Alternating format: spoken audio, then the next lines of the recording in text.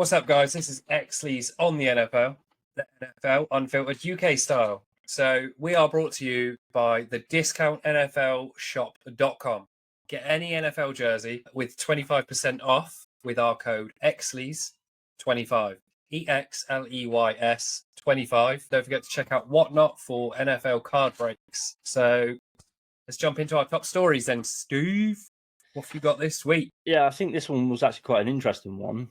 Former head of the IPP and head of player development at the NFL Academy, APAC. I'm not sure what the APAC means. Someone in the comments can probably tell us.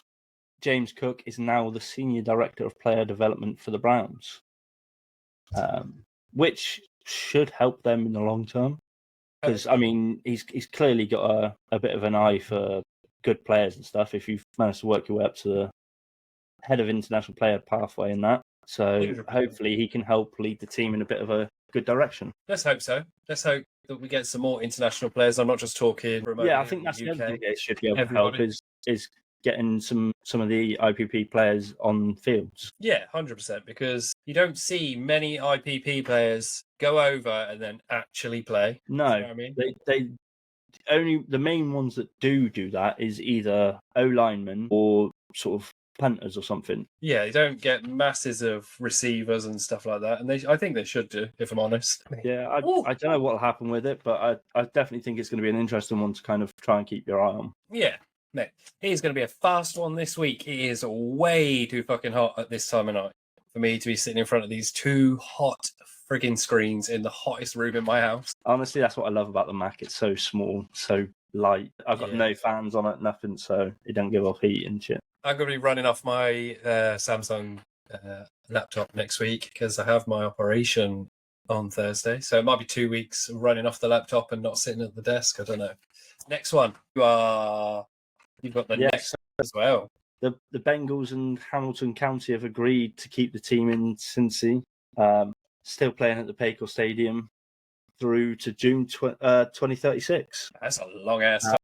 With an option to take it to 2046. Nice. I don't think it's fair to move teams out. Look at the Raiders. I mean, I understand why. Yeah, I understand they want to do it. I don't think it's fair to the players that they just get told, "Oh, we're moving." Rah rah rah. I mean, bit of a sidetrack, but it's happening in baseball. The Oakland Athletics are now just the Athletics, because they're no longer going to be in Oakland. They've apparently left the stadium, currently playing at a temporary stadium while their stadium is being built. They've only just broke ground on the new stadium, and they've already moved the players out of their old stadium. That's fucking mental. Well, it's the Raiders were Oakland Raiders originally, weren't they? And now they're the LA Raiders. Yeah, so that's a fickle owner right there. Well, a lot of it comes down to they want big tax breaks and stuff for the stadiums to stay there, so they don't have to pay as much money for it, and that. Yeah, it all comes down to money. You think of these fans that have been fans since they were kids, and their dad was a fan, their granddad was a fan, or whatever, and now you don't have that choice to just go down to the home field and watch your team play that you've followed for 20, 30 years because now they can't make up their mind where they're going to be. Well, I've got paint on my arm. Yeah, I mean, who was it?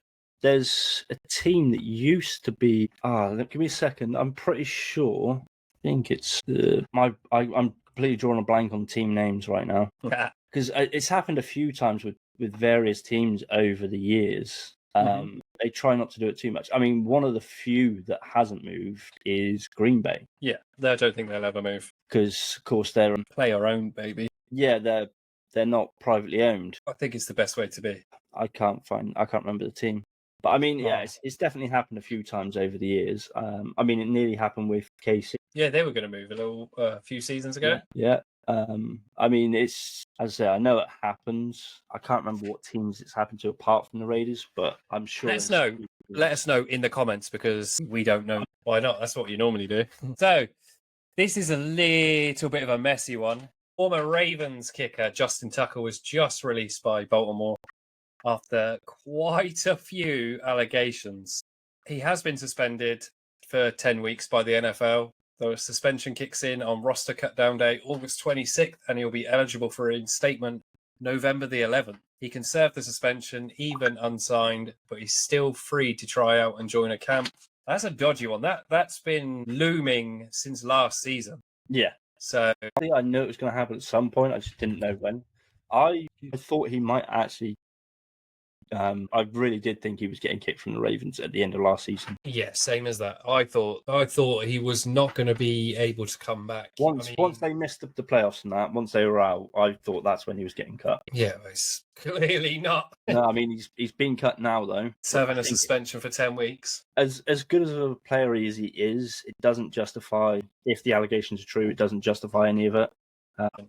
Should be a bit more than a 10-week suspension. I think it should be a complete kick out of the NFL. But who are we to make the rules? I mean, it all depends if the allegations are true, really. Yeah, I suppose there's going to be an investigation, I would imagine. That's probably going to happen while he's serving. Yeah, while he's suspended.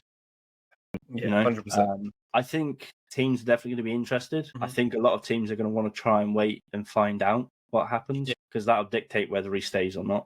I thought this was an interesting one. The stat of the week: most completions of 40 on throws of 40+ air yards in 2024 was Jordan Love of the Packers. Well, everyone says he can't throw 40 yards. Yeah. As I say, he's very underrated for how well he can throw. I think the bigger problem is last year you guys didn't have any receivers that could catch deep balls. No, we had a lot of injuries in our receiver room. So he was throwing them in the perfect place. Your guys just couldn't bring them in. Exactly. But interestingly, Jaden Daniels was same place. They both had 6 of them. That does not shock me. But it's quite interesting that it's Jordan Love, very underrated player in my opinion, and Jaden Daniels, a rookie, that are on the top. But Daniels surprised everybody last year. The whole list was quite surprising, I think, for who was and wasn't on it. I mean, the next ones you had tied at 4, Sam Darnold, Derek Carr, Matthew Stafford, CJ Stroud, and Bo Nix. None of the big names are on there. Yeah, no Patrick Mahomes. No Josh Allen, no Lamar Jackson. No Josh Allen. Yeah. None of them. All the underrated players, all the underrated QBs. I think if you really try and follow what he's done in that, Matthew Stafford shouldn't be a surprise. Because, I mean, I've seen a few different interviews of things and videos about him and stuff, and he's been known to sling that ball. He is a absolute cheat code. Yeah, I mean, we beat him twice last season, but if you watch that playoff game, that got down to the wire. Yeah, 100%. It wasn't an easy game. No. But either team. It started quite easy for the Eagles, and then once the snow came, it started getting tougher. The Rams started making a comeback, and then it came down to the last few minutes, and it became very close. Which is surprising for a team that doesn't get the opportunity to play in weather like that. Do you know what I mean? Very often. Yeah, quite wild. Anyway, go on. Sorry. I was just going to say that I think it's going to be an interesting one this season to see who comes up on that kind of list. Yeah, that's definitely something we should keep an eye on and maybe talk about putting in to the podcast weekly. So the Dolphins are finalising a trade with the Giants for former Pro Bowl tight end Darren Waller, who is coming out of retirement to play in Miami. A fascinating twist for Waller, who retired last summer, and a new weapon for the team that just traded Jonnu Smith. Yeah. He's fully retired. He officially retired. I think he just didn't want to be with the Giants. Yeah. Yes. I think that was the problem, and he couldn't get out of there. So what do? Retire. It's your way out. It is an easy way to get out of playing for a team that you don't want to play for, really. Yeah. Just retire that shit. And it might be a good fit for him to go there. I mean, he's 32, so retirement isn't off the table for him anyway. He could just play 1 or 2 years and retire again. Yeah. That'd be good. Yeah, he was only with the Giants since 23, so he hasn't been with them long. So he obviously didn't like the season before and wanted out, and they weren't going to give it to him. So he's like, well, I'll retire then. Huh. Sorry, I was just looking at something. It looked like a spelling mistake. I just get random, like I see something, I'm like. So moving on, trading block and contracts. Quickfire moves on the block. Steve, you are up. Yeah, so the part of the other part of the reason that Dolphins are going for him is the Dolphins are sending Jalen Ramsey and Jonnu Smith. I don't know why they're sending Jonnu Smith. That's part of the deal, but I mean, he wanted out anyway, so it seems like the perfect time for it. And a 2027 7th rounder to Pittsburgh. Dolphins get Minkah Fitzpatrick back, who I believe they drafted him. and a 2027 fifth rounder. Jono Smith also got an extension for 1 year and 12 mil. So he's at least playing 2 seasons with them by the sounds of it. When you say a 2027 fifth rounder and a 2027 seventh rounder, I'm like, it's a long ass way away, but it's actually not. It's not. It's really that far away. That's the next draft, if you like, isn't it? Fuck, No, that's 2. Oh, it's 2, yeah. But you say 2027, it sounds like a long fucking time. Yeah, it kind of is. But when you're talking in terms of how many drafts to get there, it's not. You get 1, then it's that round. I can't understand why Jonnu Smith has gone to Pittsburgh.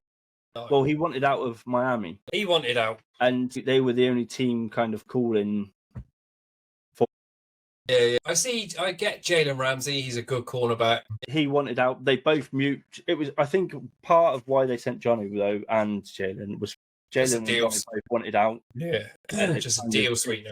It seemed like a good fit for both of them. Mm-hmm. Pittsburgh were kind of in the market for a tight end and a cornerback. Yeah. And they both seemed happy to go there. So it does make sense. So contracts and extensions. Eagles safety Reed Blankenship, reportedly the most important contract extension for Philly this offseason. 17 pass breakups, 7 picks in 2 years, a 72.5 passer rating allowed last year. He's gonna get a big pay. He's gonna get big money. The irony of this whole thing is he was an undrafted free agent. It's a secret sleeper, isn't it? Do you know what I mean? He was an undrafted free agent, and his first year wasn't great. As soon as he's sort of become the starter, and it's just held that job ever since. Now, this year, when they were talking about who's going to fill the safety slot of CJ Garner-Johnson, 3-1, they've been saying, well, this person might be with Reed. This person might be with Reed. It's always they might be with Reed. Never been talked about being taken out. It's who's going to fit with Reed. He is a secret sleeper. Well, I remember after the collapse of the 2023 season, that was demoralizing.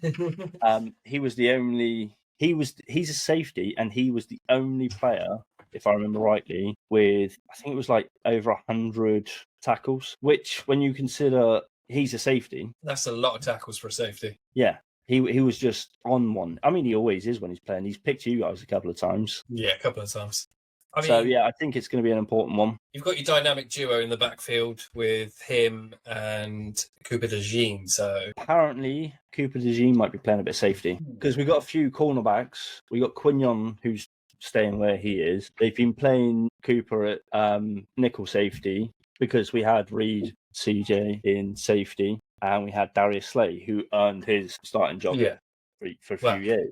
But now that we've not got Darius, there's kind of a battle to see who's going to get that slot. Mm-hmm. And you could easily just give it to Cooper DeJean. But I think he's so athletic, he can almost play nickel, he can play cornerback, he can play safety, he can just go wherever you want him. That's exactly what I was just going to say. So good and adapt so well to everything. He seems to be able to play any sort of position they seem to be able to put him in. Do you know what I mean? Yeah. Well, I mean, there's clips out there of, if you look at them, of him playing nickel and just being all over the place. He came up, tackled Jamar Chase behind the line of scrimmage, took Derrick Henry out on the other side of the field, and had so many other players in the corner position. So, and that's why last season the Eagles had one of the best defenses in the league. I also saw random, but I also saw a thing. Apparently, they have the cheapest defense this season. You've got so many rookies and shit like that. Do you know what I mean? Anyway, former Pro Bowl cornerback Shaquill Griffin is signing back with the Seahawks. Had 2 interceptions and 6 PBUs with the Vikings last year. Yeah, which for a cornerback, that's not bad. No, it's not. I don't know if he was a starter. I don't know much about him, but from what I could find, he seemed pretty solid. He does seem to be able to just, a lot of these players just seem to just crack on, don't they? Get their job done. They're just good at what they do.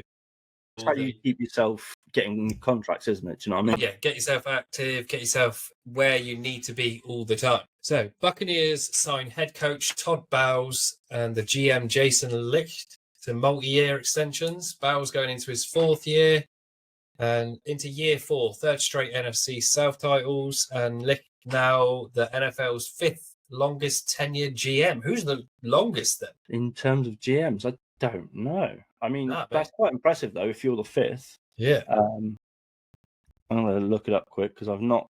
That surprises me that you didn't know who that was already. The fucking brain. What is that? I got such a light patch here. It looks like I'm going bold. Jerry Jones. Okay, yeah, that makes sense. He was probably He's the there. owner. He was probably there when. He's apparently been GM since '89. I thought he was going to say for 89 years. I was going to say, shit, how old is Jerry Jones? I mean, I wouldn't be surprised at this point. 178. Then you got Mike Brown, who's been with the Bengals since '91. Mickey Loomis with the Saints since 2002. John Schneider with the Seahawks since 2010, signed an extension in 21. Howie Roseman with the Eagles slots in at number 5, but I don't know because he was been with us since 2010, signed an extension in 22. I don't know if this puts him above or below or on the same level. But that was from 24. Yeah. So I don't know if that now puts him on the same or what, but that's just the first things I can find. The newest things I can find is from 2024. Oh, right. I don't have a current one. No. So next up, Browns released D-End Ogbu Okoronkwo. I can't fucking say his name. Okoronkwo? Yeah, I'm not 100% sure. We have probably just butchered that. Butchered the fuck out of that. Yeah, 23 tackles, 3 sacks, 1 forced fumble. He might get scooped up soon. I actually have never... I don't know what it is, but sometimes I don't really pay much attention to other teams too much, which next season is going to be my focus to learn more about other teams' players. I know Packers players, I know Philly players, and I know a lot of Kansas players. The goal is to make sure I know more about other teams for this podcast, for the people. I've looked him up a bit. It's kind of, I get why they've released him. He's been on sort of a slow, steady downward slope almost. So 22, his combined tackles were 44, 23 it was 31, and then last year it was 23. Okay. His sacks went 5 in 22, 4.5 in 23, and then 3. So yeah, I get why, but I do think, I mean, he's 30, so I think he will be, any team he goes to will be that veteran presence. Yeah. He will probably be a good relief guy, rotational piece, you know. That is getting to the age where the body is fucked from seems to be in this day and age. It's a hard game. There's a lot of stats around about older guys years ago, but I think with the way it's played now, it's different.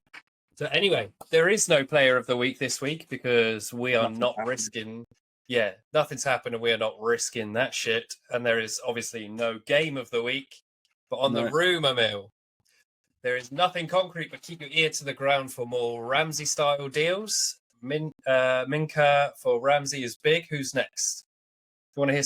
If you want to hear some juicy stuff, send it our way. Drop it in the comments, and we will look into it and put it on the podcast. You send us your shit, we'll read it. But that is everything from me. How about you? Yeah. I mean, if anyone gets anything good they think we know about, drop it in the comments. We'll check it out. We'll see what we can find. Yeah, definitely. We'll put it on next week's. 100%. We reached 52 subscribers some point in the week, so I just wanted to thank everyone, and that's it from me. Thanks for tuning in to Exleys on the NFL. Follow us on Instagram at Exleys NFL Podcast and TikTok at TonyExley12. Hit the subscribe button, and we'll see you next time. Boo!